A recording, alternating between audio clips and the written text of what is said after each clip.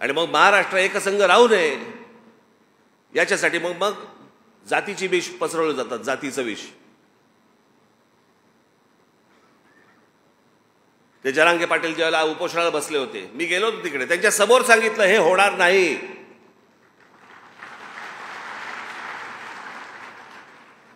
होणार नाही याचा अर्थ होऊ नये असा नाहीये. टेक्निकली हे होऊ शकत नाही. मागे एकदा सगळे मोर्चे निघाले होते, एक मराठा लाख मराठा, सगळे मोर्चे निघाले, सगळ्या बाजून निघाले, सगळे आले, मुंबईमध्ये आले, सगळीकडे झाले. काय झालं पुढे?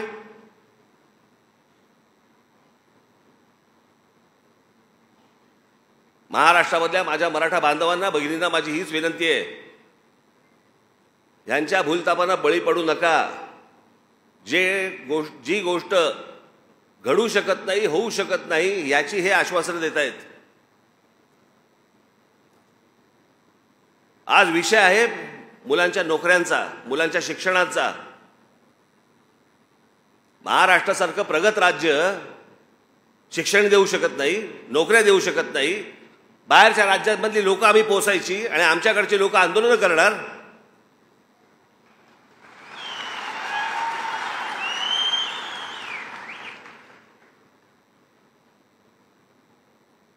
या राज्याला सहज शक्य आहे. येणाऱ्या प्रत्येक जन्माला येणाऱ्या व्यक्तीला शिक्षण आणि रोजगार देणं हे महाराष्ट्राला पूर्णपणे शक्य आहे.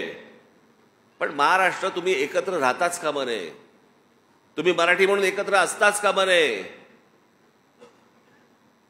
महाराष्ट्र एकसंघ राहू नये, तो वेगवेगळा असावा. मग वेगवेगळ्या जातींमध्ये विष कालवायचं, आणि विष कालवायला तर नेते बसलेलेच आहेत.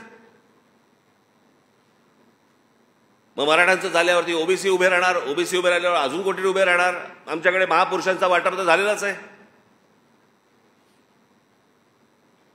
हा या जातीचा महापुरुष, हा या जातीचा महापुरुष, हा या जातीचा महापुरुष, हे करून ठेवलं याच लोकांनी.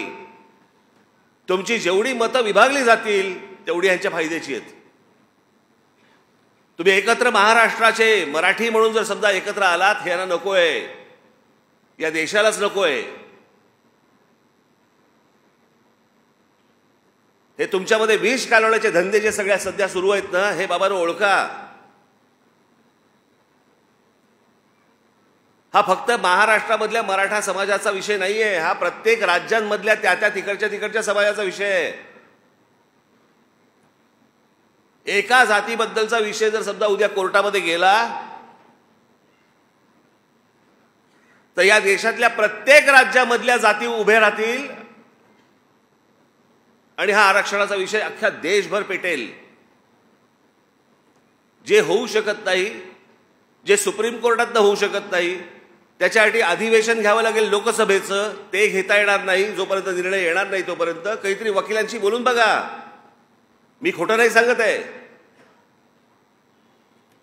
जसं छत्रपती शिवाजी महाराजांच्या पुतळ्याबद्दल मी बोललो होतो, काँग्रेसचं सरकार असताना जेव्हा ते निघालं की अरबी समुद्रामध्ये शिवछत्रपतींचा पुतळा उभा करायचा आहे, तो पण स्टॅच्यू ऑफ लिबर्टीपेक्षा 2 इंच वरती, तेव्हा मी सांगितलं होतं हा पुतळा उभा राहू शकत नाही.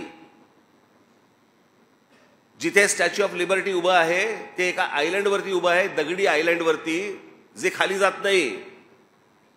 इथे जर समुद्रामध्ये उभं करायचं असेल तर भरणी टाकावी लागेल, समुद्र येतो.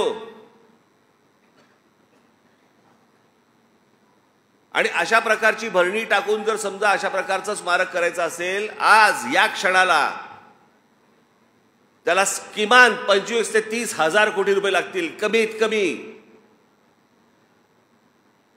मी म्हटलं रे, शिवछत्रपतींच्या आमच्या राजाची खरी स्मारक हे गडकिल्ले आहेत.